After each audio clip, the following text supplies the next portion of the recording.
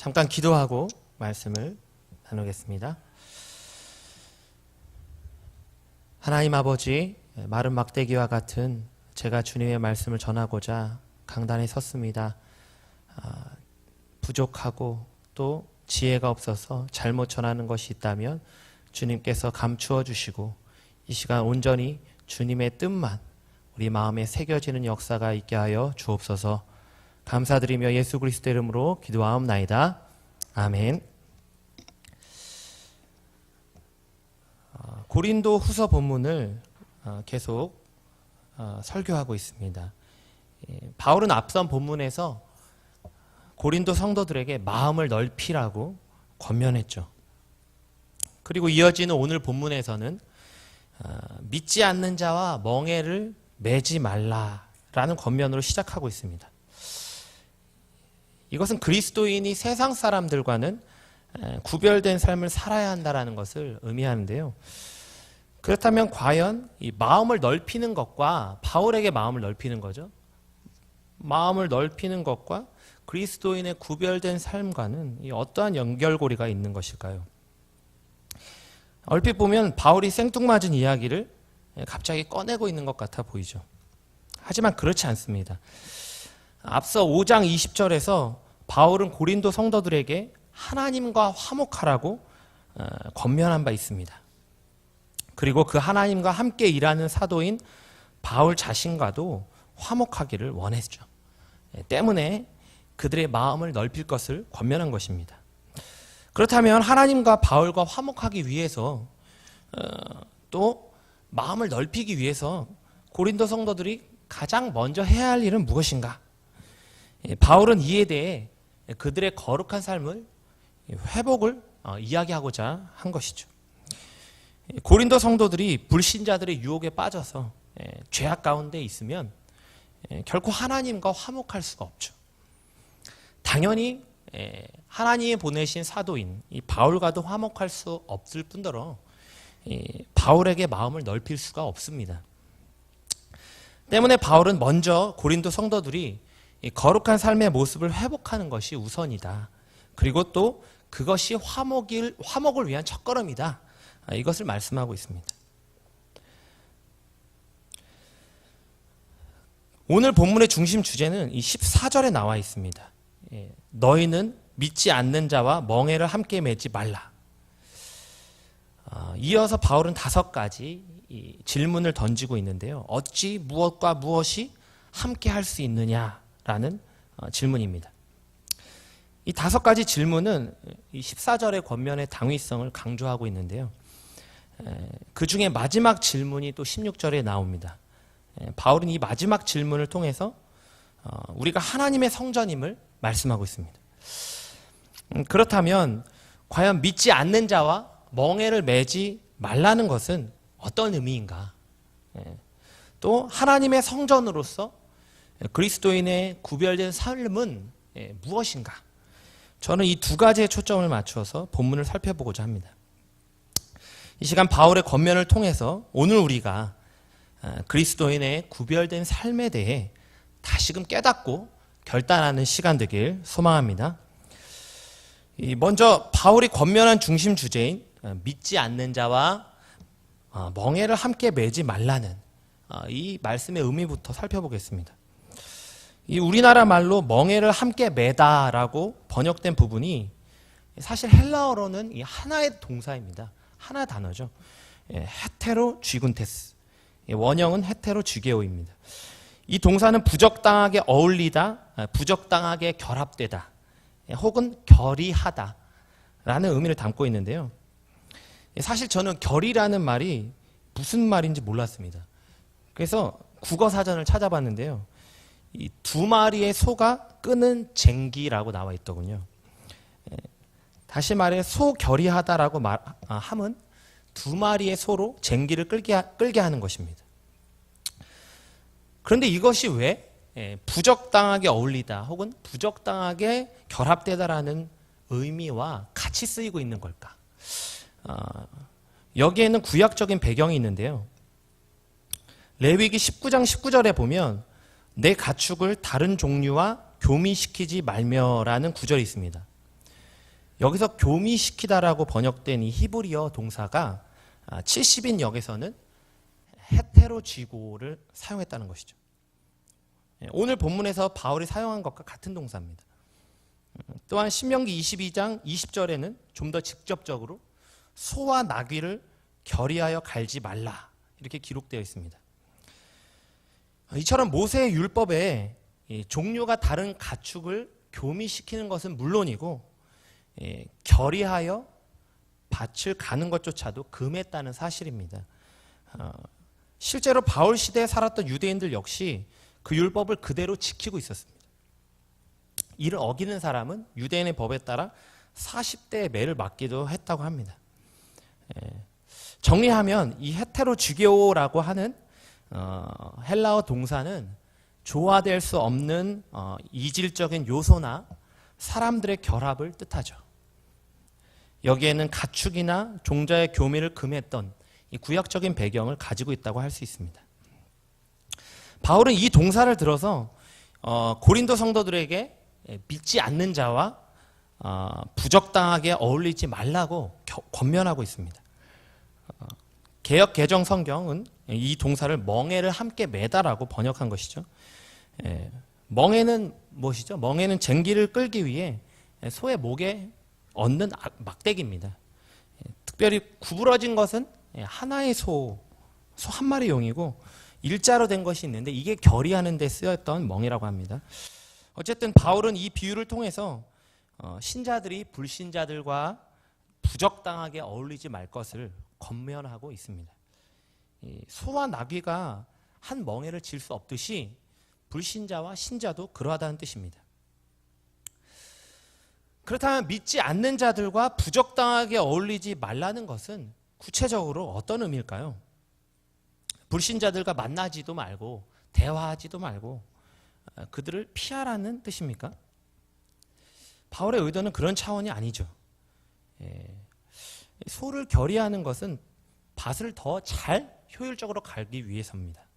그런데 다른 종류의 가축을 결의하면, 예를 들어서 나귀랑 소랑 결의하면 양쪽의 힘이 다르기 때문에 밭이 잘 갈리지 않는다고 합니다.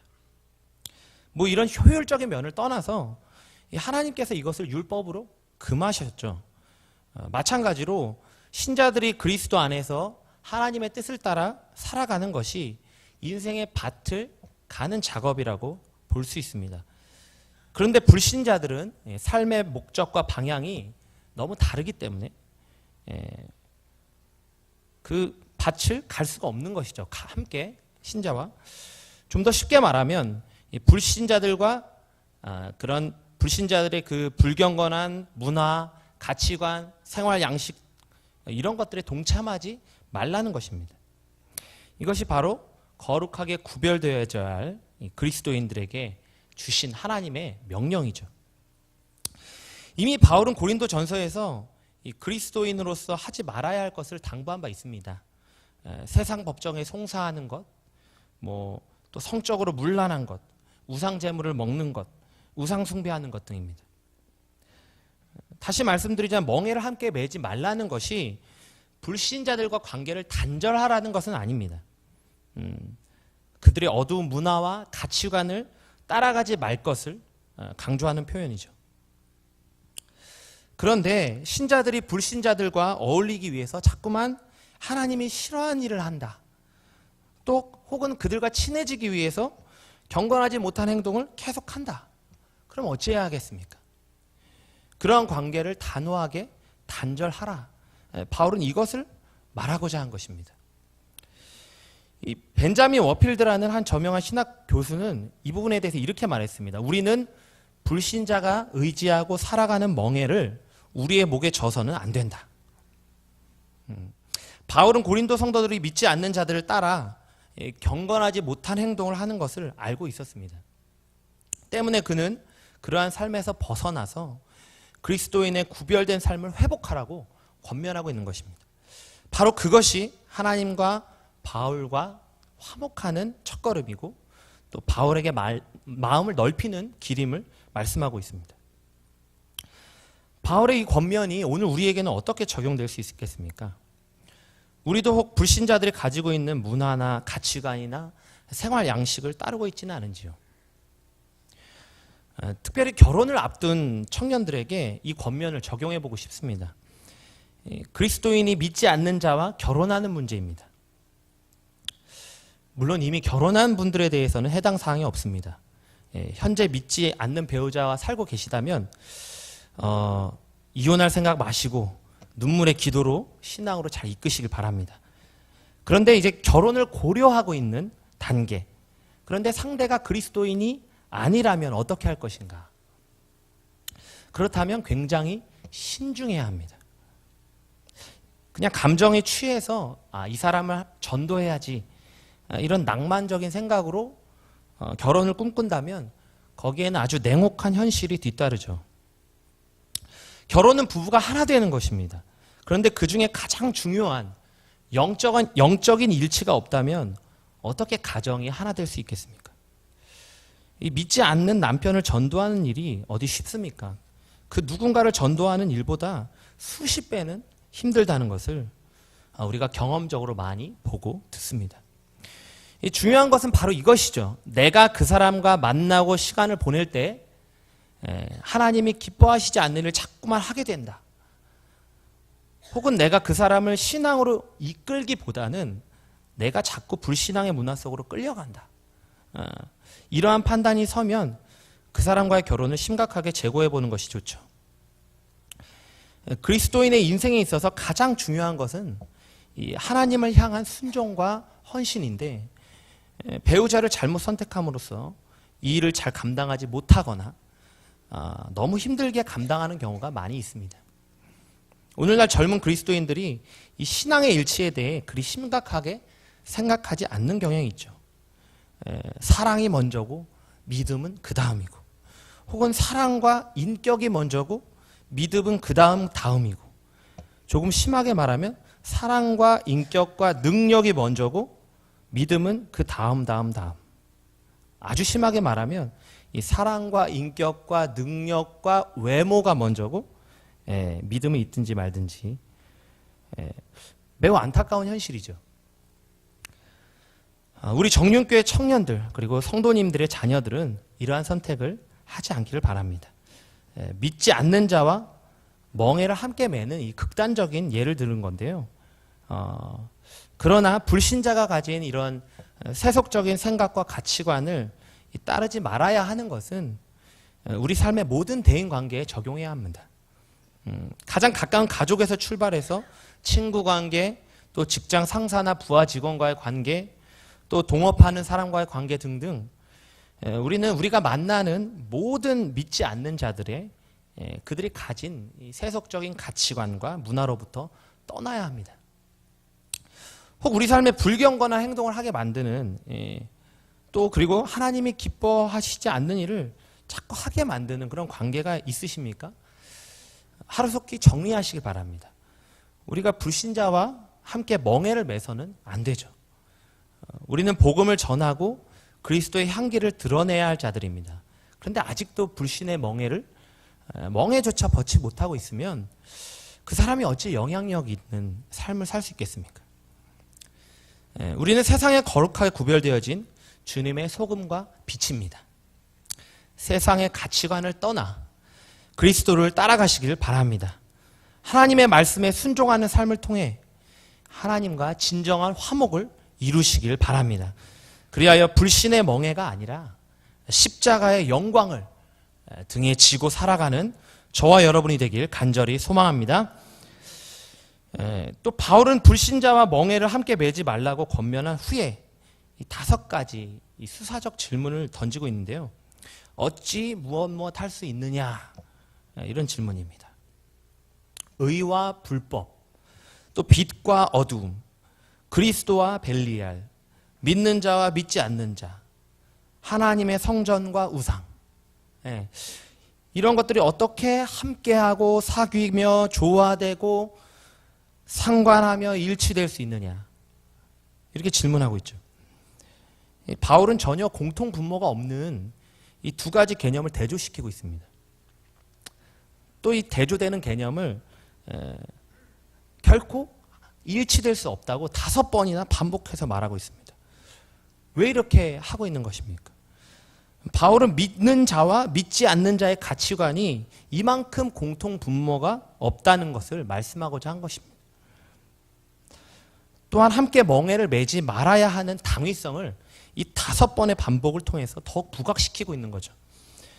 의와 불법이 함께 할 수 없죠. 또 빛과 어두움이 공존할 수 없습니다. 당연한 것이죠. 부연 설명을 하지 않겠습니다. 그리스도와 벨리알이 조화될 수 없습니다. 이 벨리아르라는 이 헬라어인데요. 이 벨리아르라는 헬라어는 원래는 무가치함, 사악함이라는 뜻입니다. 그런데 성경의 여러 구절들에서 범죄자나 악에 버려진 이 자들을 향해서 벨리알의 자식 혹은 벨리알의 사람들로 불려졌습니다. 이 바울 당시의 벨리알은 이 사단이나 이 사단 혹은 마귀의 명칭으로 종종 사용됐죠. 다시 말하면 그리스도와 마귀가 조화될 수 없는 것이 당연합니다. 또 믿는 자와 믿지 않는 자는 상관할 수 없다 이렇게 말했는데요. 여기서 상관이라는 단어가 헬라어로는 메리스라는 동사인데요. 재산을 공동으로 소유하다라는 의미를 담고 있습니다. 불신자와 신자는 소유의 개념이 완전히 다르죠. 불신자는 자기의 재산이 자기 거라고 생각합니다. 그러나 신자는 자기의 재산이 하나님 것임을 알고 있죠. 따라서 믿는 자와 믿지 않는 자는 공동으로 재산을 소유할 수 없는 것입니다. 이것을 이제 개역 개정 성경은 상관할 수 없다라고 번역했죠. 마지막으로 하나님의 성전과 우상이 일치될 수 없습니다. 바울은 특별히 이 마지막 질문을 통해서 오늘 중심 주제의 결론을 맺고 있습니다. 그리고 이 질문에 바로 이어서 우리는 하나님의 성전이다라고 고린도 성도들에게 되새기고 있죠. 바울은 이미 고린도전서 3장 16절에서 성도 각각이 성령에 거하시는 하나님의 성전임을 강조한 바 있습니다. 바울의 이 심령 성전 개념은 에베소서 2장 20절 또 오늘 본문 등 여러 서신에서 잘 나타나고 있습니다. 하나님의 성전이기에 그리스도인이 불신자와 함께 멍에를 맬 수 없다. 이것이 바울이 말하고자 한 오늘 권면의 가장 근원적이고 결정적인 이유입니다. 구약시대에 있어서는 성막과 성전이 하나님께서 거하시는 곳이었죠.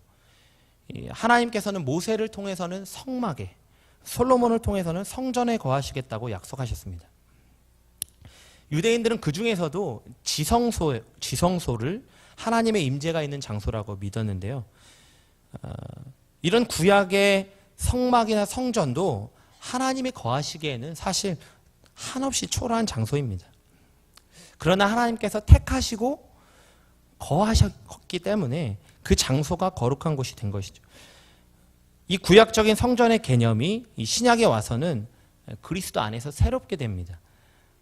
주님께서는 성전을 헐라고 말씀하십니다. 그리고 3일 만에 다시 지을 것이라고 하셨습니다. 여기서 헐어버릴 성전은 눈에 보이는 건물 성전이죠. 그러나 주님이 다시 지을 것이라고 하신 성전은 눈에 보이는 건물이 아니고 십자가의 대속과 부활의 생명으로 세워진 믿는 자들의 심령 성전입니다. 하나님의 영이 믿는 자들의 각 심령에 임할 것이다. 곧 하나님이 각 신자들의 심령 안에 직접 거하시는 시대가 온다. 주님은 이것을 미리 선포하신 것입니다. 바울은 이 주님의 말씀이 성취되었고 심령 성전의 시대가 도래했음을 알았죠. 그는 오늘 보면 16절에 이렇게 말씀합니다. 내가 그들 가운데 거하며 두루 행하여 나는 그들의 하나님이 되고 그들은 나의 백성이 되리라.